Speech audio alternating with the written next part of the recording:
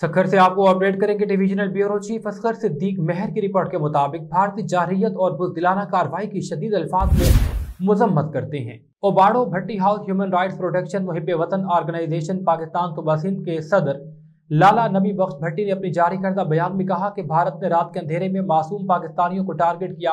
बुज़दिलाना हमले में मसाजिद को शहीद किया गया। हमारे पाकिस्तानी शहीदों ने जवाबी कार्रवाई करते हुए दुश्मन के 5 जंगी तैयारे और एक हदफ बनाकर खाक में मिला दिया।